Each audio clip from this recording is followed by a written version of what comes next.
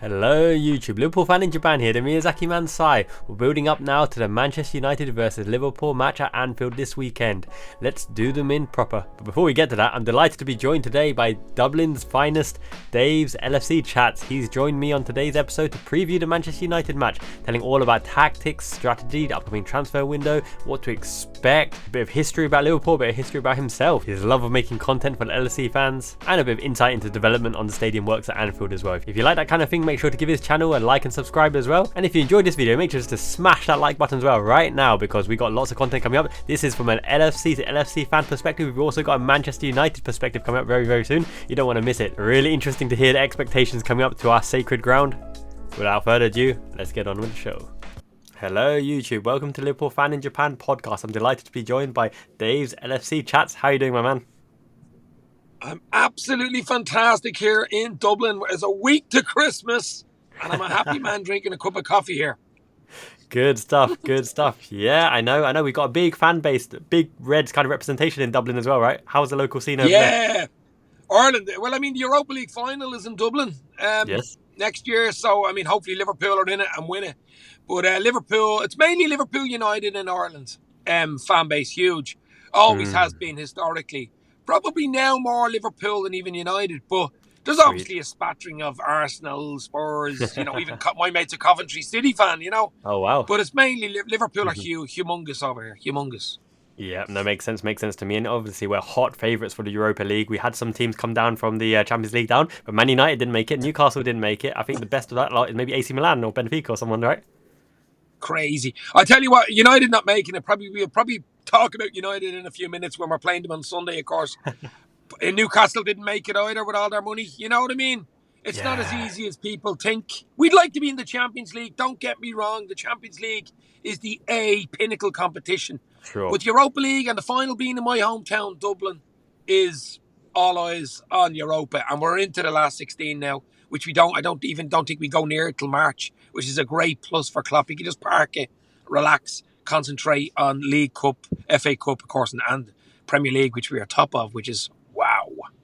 Absolutely. We came close to a historic quadruple, and now the quad is on again. Obviously, Europa League instead of Champions League, but trophies are trophies. Fill up that cabinet, and if we can get our name on, at least 2 pieces of silverware at the end of the season, would you say that's a good enough season, or you think we have to go above and beyond? Well, I mean, at the start of the season, you could look back, obviously, on my YouTube channel. I was saying a good season for Liverpool. This is before we had our 2.0 midfield and stuff like that. Would have been a top 4 finish, maybe throw in the odd cup, maybe a League Cup or something like that, and a good run in the Europa League. Now, you're asking me a week before Christmas, we're on top of the league. We're in the League Cup quarter, home game against West Ham soon. FA Cup is a different story. You've Arsenal away, but that's a bit away. And then Europa League, we're in the last 16. I seriously think to win the league is going to be tough. I mean, City usually come into their own in the second part of the season. Let's see what happens in January. It all depends on injuries for Liverpool as well. We have a few at the moment. I think key to Liverpool is injuries. If we can keep the team together, keep going, consistency, tweak that away form. The away form hasn't been fantastic. Better than last year. Home form is brilliant, no problem there. But if the away form was even 10% better, tighten up at the back, we've a really good chance of winning it this year, because it's a bit of a surreal season this year in the Premier League. It's an unusual season, and sometimes unusual seasons, it's good for Liverpool. It's good for Liverpool. Absolutely, we're well up for the scrap, and here we go, right? Yeah. Liverpool 2.0. Now, if this is the start of 2.0, this is the base. We're starting with the best goalkeeper in the world, the most unique and probably one of the best right backs in the world, the best left back in the world, the best centre back in Van Dijk. We've got a brand new midfield who are gelling, clicking, hungry because they haven't won it with Liverpool yet. We've got a strike force that can compete with anyone in terms of variety. Mo Salah's still banging him in on the right-hand side, and many options on the left-hand side. So this is the base of 2.0, the Liverpool resurgence. How excited are you for further seasons? Where is the priorities to strengthen come January, come next summer transfer window? Where would you be looking at to improve this Liverpool do you know squad? what? I actually did... I actually did a video just the other day with a few friends from Liverpool, and we were talking about this team and talking about how well the midfield has gelled, which, a new midfield, players coming in, it doesn't always work. We can talk about Japanese captain Endo, Gravenberg, Slobosai, and of course McAllister, who is probably going to miss the weekend, but I don't think it's too bad of an injury. Hopefully back for Arsenal next week. It doesn't always gel, doesn't always work. It seems to have worked like a glove at the moment, which is unbelievable to Klopp, unbelievable to the guys that bring them in, the transfer committee or whatever you want to call them. Yes. I actually think Klopp, I think I said to you this before on my channel, Klopp looks re-energized. Yeah. He looks happy. He's cracking jokes. Last year, you looked at him in the press conferences.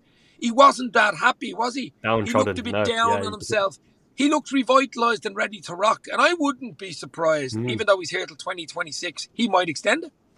With this young team, he might.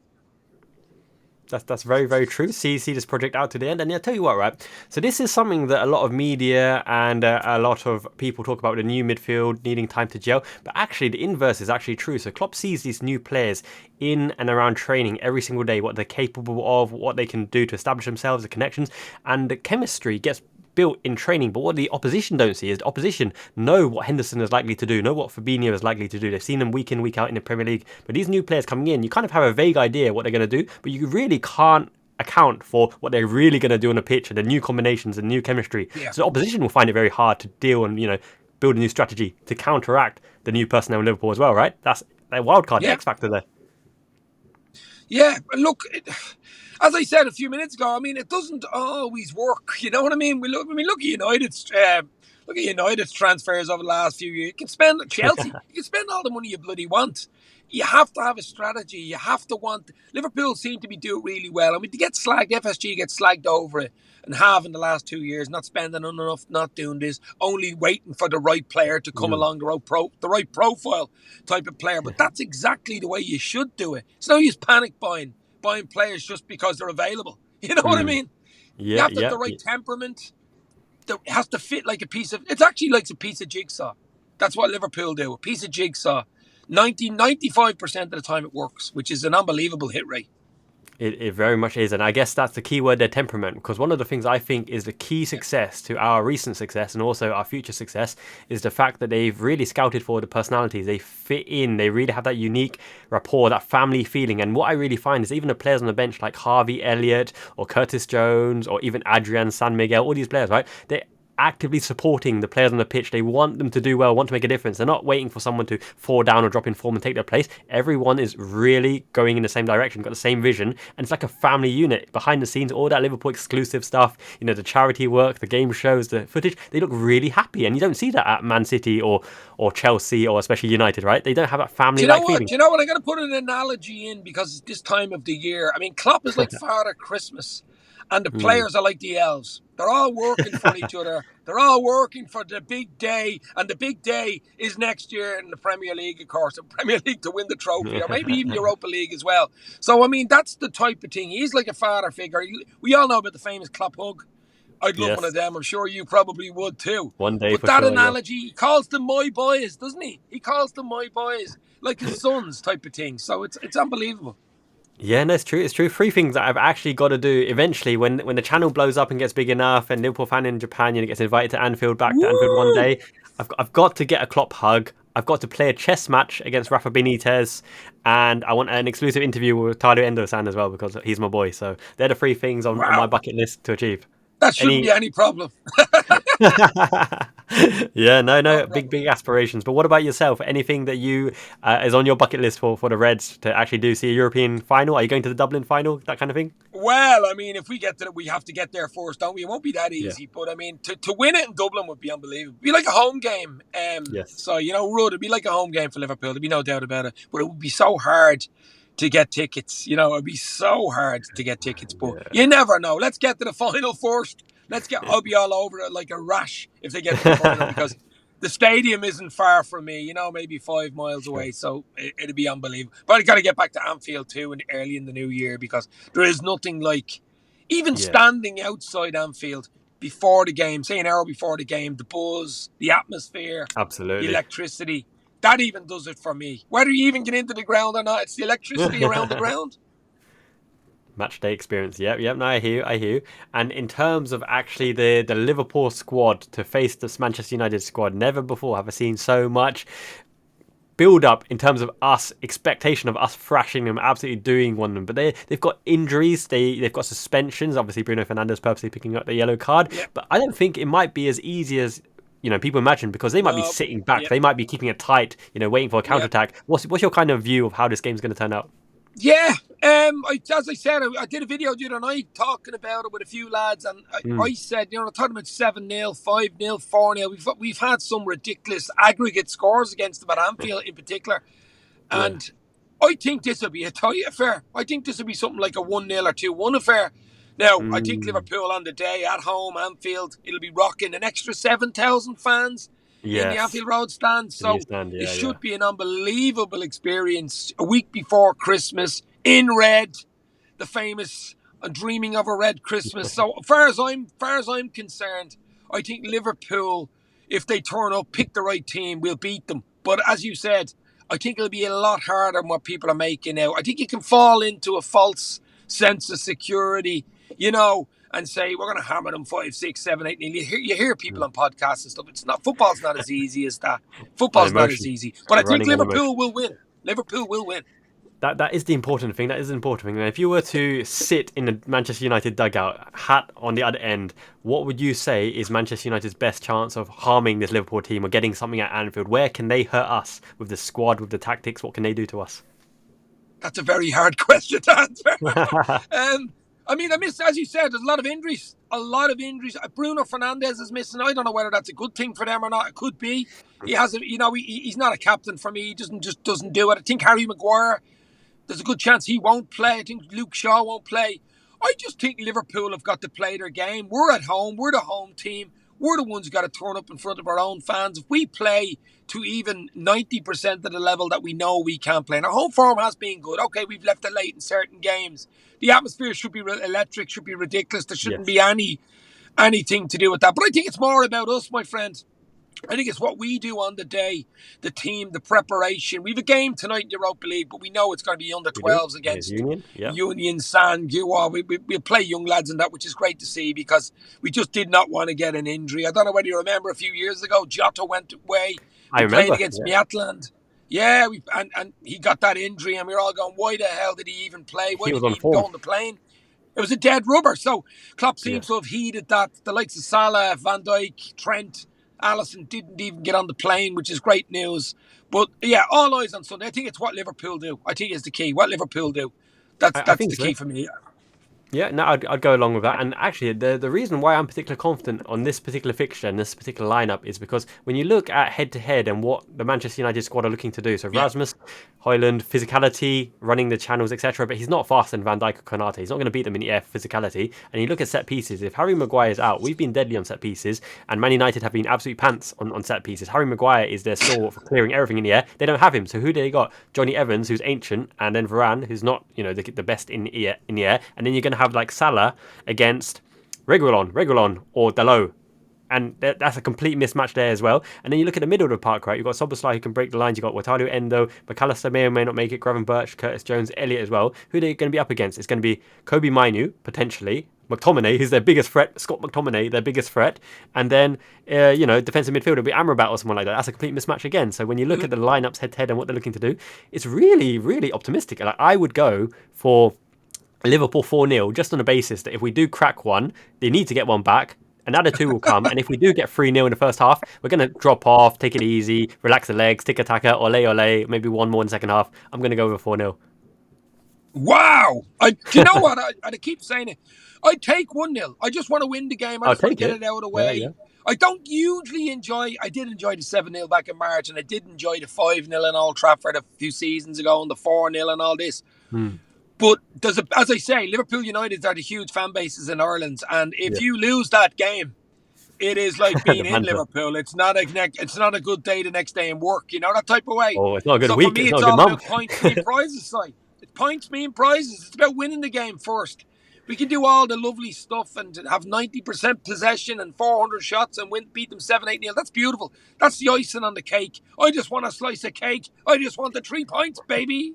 And that's the thing. I think this is a good opportunity, right? If you do United and the players actually turn up and perform on the day, you're talking Nunez, you're talking Gakpo, all the doubts away from, oh my God, the conversion rate, oh, he's fluffed it, oh, he's offside again, and all these question marks, the joy factor, the mentality factor, even those when you come back, you know, in the 90th minute and you get your 3 points, it means a lot more certain games into your overall psyche and your mentality going forward for the season. This is one of those games where I think it could lay a marker. If we batter United, and even if the score only ends 1-0 or 2-0, right, it sends a message that, you know, wow, this is no longer a rivalry. This is a capitulation by Man United as a club and as a team, and Liverpool are on the way up, and it's only the beginning of 2.0.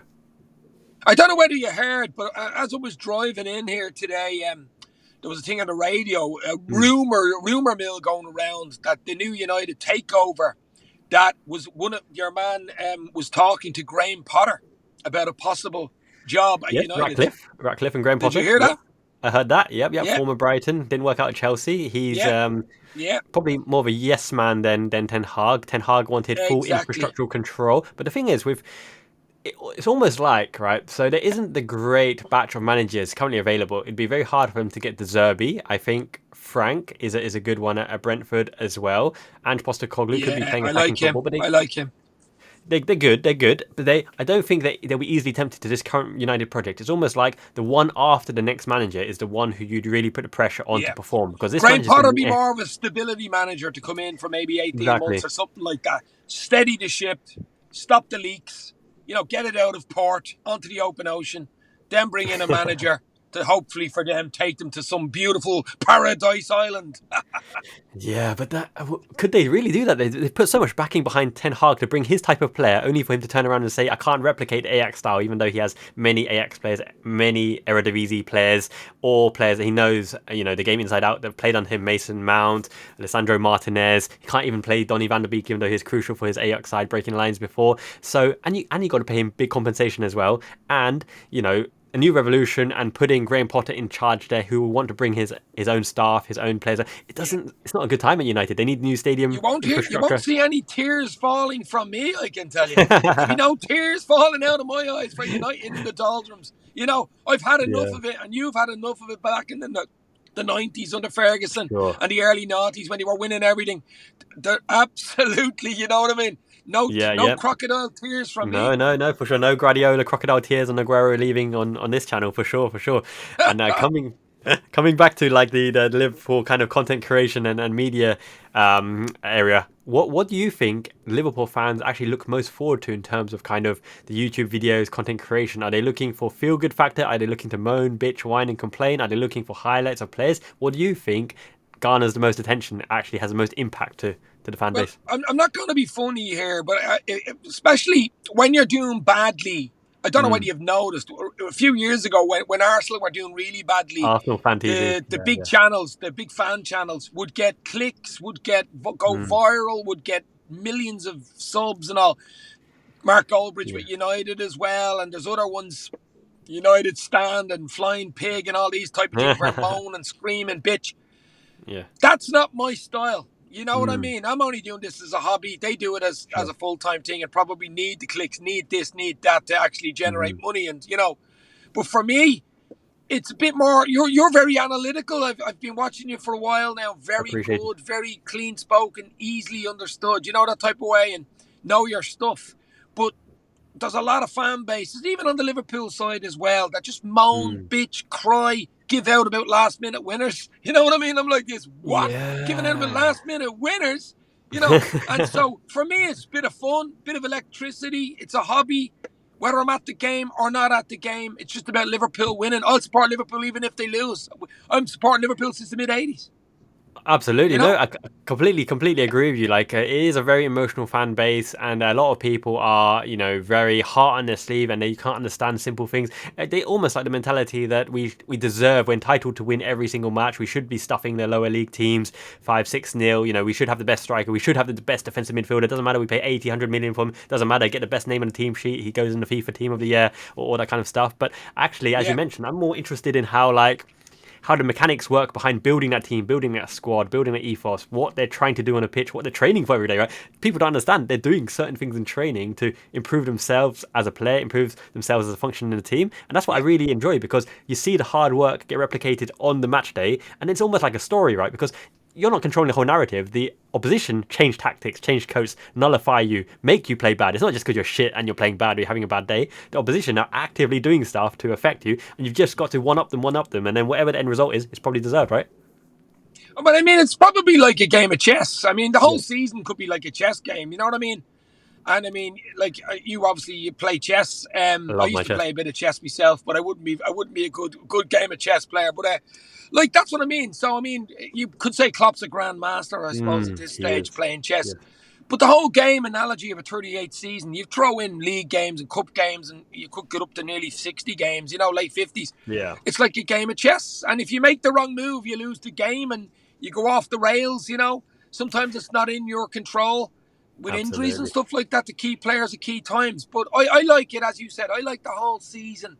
You know, what's going to happen? What's going to happen in January? Will we bring someone in? Will we not bring someone in? Will the injuries get better? You know, that type of thing. There's more than just match day, isn't there? Absolutely. No, there is that whole viewpoint of looking at it holistically and thinking, how can I make this season a successful season, and not just individually, you know, in terms of trophies and accolades, but as a whole, because people have got to contribute to something that will last a lifetime, right? These are kind of icons of the game and moments of the game. If they do something special, the world celebrates, the world remembers. You might even have an open tour bus kind of going through the streets again. And in that kind of regard, in January, let's say we're in the title race, right? In January, before January ends, what is the key factors do you think Liverpool need to do or need to focus on to make sure we maintain that momentum to the end of the season? And what are the key things that could possibly derail us if we get our eyes off the ball? Well, there's a few things. I think the players that are injured at the moment, some of them are key players, the likes of Robertson. Matip looks like a long-term job now. ACL, he had successful surgery yesterday, but I can't see anything this season, and he might never play. Look, we don't know. We hope he does play for Liverpool again. I think key is injuries to like the Jota coming back. All these players coming back fit and ready to rock. Will we dip into the market in January? I think the only way we'll dip into that if there's further injuries to key players. I can't see us doing anything. Even though we brought in Diaz and Gakpo and players like this late in the seasons, and it was a lovely little bonus. I think we were forced into those situations. I think it'd be more of a forced signing rather than something that we're expecting to sign. Now, don't get me wrong. I love a player underneath the Christmas tree like anybody else. You know, it's a catalyst. It gives you something to look forward to. It's a new player, takes pressure off other players and stuff like that. But there's so much going on, so much stuff in the background. I think key is getting players back, getting the squad together, getting the injury sorted out more than getting even players in. You know, I think the squad is really good at the moment. That 5 sub rule helps us. Teams with big squads, it helps. Massively. We've changed so many games from the bench in the last few games to winning, from losing to winning. The Palace game is probably a good example of that, where we were losing, not playing well, changed it up. Like so Gomez and Elliott came on and won the game. You know what I mean? Yeah, no, absolutely. So, but I'm optimistic, very optimistic for next season. Well, for next year.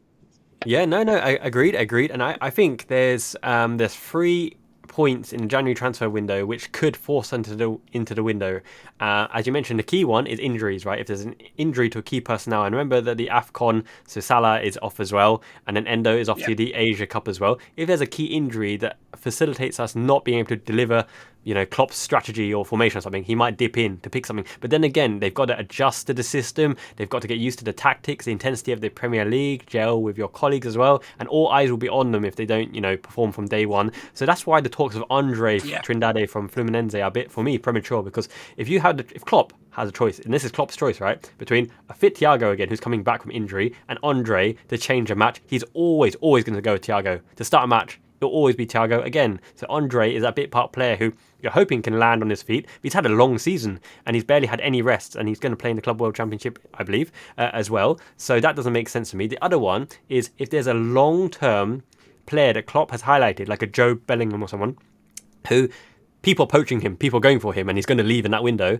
and he's been a long-term target for Liverpool. If he notices that he may move, you may move for him then, because you need to grab him like Lucho Diaz, right, Luis Diaz, before Tottenham gets him or anyone else gets him. Yeah. So that's the other potential thing. Whereas a long-term target, people are trying to poach him. Liverpool have to act, or we're going to miss out on that key player for the the long-term vision. And the final one is, I think we're very, very good lately at signing high potential youngsters, right? So Raheem Sterling back in the day, Harvey Elliott, Joe Gomez from Charlton. This kind of player who's got a very high ceiling. It didn't work with Fabio Carvalho, who went on loan, and there's a chance he might be coming back in January to go back out on loan. I actually liked him when we signed him, and it just didn't work, did it? We just don't have that position. He can't nail. He's not physical enough and have enough about him to be a box number 8. Yeah. And he hasn't got the pace to be a wide player. So where you're trying to shoehorn him in is a slight kind of playmaking wide player, kind of Coutinho or Jadon Sancho, who doesn't have the pace to take someone on dribbling, but it kind of works inside and creates and does your 1-2s. But we don't really play with that system, right? You have to be able to take a man one-on-one, Lucho Diaz, Mo Salah, or be a really, creative player occupying opposition fullback, and Carvalho just doesn't have that stature for now to really do that, so he doesn't have that fixed position. So it would have benefited him to stay at Fulham, to be honest, but we got him. He's got high potential. Hasn't played much. People talk about his attitude. He only wanted to play. He just wanted to play and play minutes. That's it. So I don't know. I don't think he's that bad in terms of attitude problems or social media outbursts. I just think he's frustrated. He just needs an opportunity somewhere. Yeah, absolutely.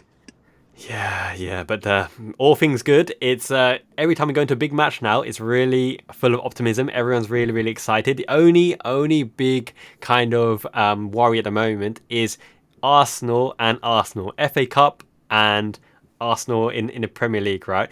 Second, third, these kind of fighting positions. Obviously, Man City, we went away with a draw, not playing them for a while as well. What do you think our head-to-head against Arsenal will look like? Are you confident in these fixtures? How's their season going? Yeah, I know. Look, I mean, United. To be honest, United is even bigger for me because it's the next game. I know we play tonight. Sorry, we keep forgetting and wiping away the USG game in Belgium tonight in Europa. But to be fair, we've already won that group. We're going to play a C team, never mind probably a B team.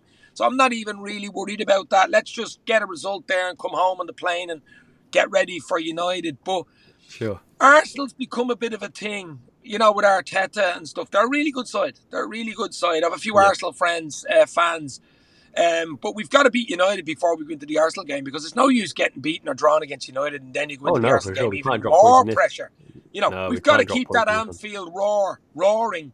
And I'd fancy us. I mean, if we can get a result, if we can beat United anyway, just get the 3 points. Our home form has been really good. Our home form has been really, really, it's Champions League level home form. The way it's been basically like Championship. If we can flick it around and get a bit better away form, I think we have a really good chance of doing something in the league this season. But the Arsenal game is going to be a really, really just a different dynamic, isn't it, between that and the United game? 2 huge games, but just totally, totally different. Years gone by, you would have thought United switched it. It would have been the other way around, wouldn't you? But look, every game's its own little universe, isn't it? Every game's its own universe. You've got a League Cup game against West Ham as well. It's a big game because you win that, you're into a double semi, and you basically a great chance of winning another cup.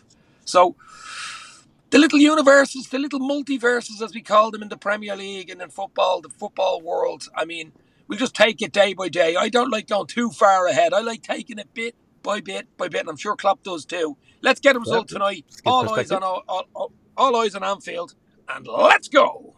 Yeah, no, against Union for sure. And we're going to kind of debut a lot of our youngsters and show them, the stage to bring them to prominence as well. And in that regard, who do you have your eyes on, in terms of breakout youngsters who could really do something, who have a bit about them? I've got a few names in mind for me, which I think long-term have a shot at establishing themselves, at least in the Liverpool squad, maybe not in the first 11. Who are the names on your list that, you have your eyes on? Well, I heard Katie Gordon travelled, and Katie Gordon was the next big team before he got that terrible injury. Yep, right winger. He was out for almost a year. But this guy, if he gets it, this guy has talent. You know what I mean? This guy has real talent. Katie Gordon. Hopefully he maybe starts tonight and gets a few games. And, he could, even though the injury, he could go again and become really good and an important part, like the likes of a Kwanzaa type. Look at him. I mean, ridiculous levels he can get to. Harvey Elliott came up through. Carvalho didn't quite work out. But Katie Gordon for me is the shining light. Your man Bradley is good. Connor Bradley, Yes. really good. Right He was back. brilliant for Bolton. I think he was player of the season last year for Bolton. It's all about injuries at that age as well. Injuries stop them, don't they? I remember when Harvey Elliott burst onto the Yeah. scene. He was man of the match against Chelsea. He got that terrible injury. He was our But he's best come performing back. Klopp midfielder. was talking about it yesterday. Yeah, he's come back and he's got back to that level again. But it's not easy as a young player. It's not easy, you know. But Katie Gordon would be the one for me to keep an eye on. Yeah, Kate Gordon more than Ben Doak. Played the same position. Yeah, Ben Doak. But I wasn't saying Ben Doak because he's sort of still there in the background and he's on the periphery. You know, he's banging on the door. Whereas Katie Gordon has been away for almost a year now, almost a forgotten man. Ben Doak is unbelievable. Ben Doak has got it. Ben Doak's got it. Hopefully he plays again tonight as well. Very direct, very direct, and I hope he does wonders. His mum actually follows me on Twitter.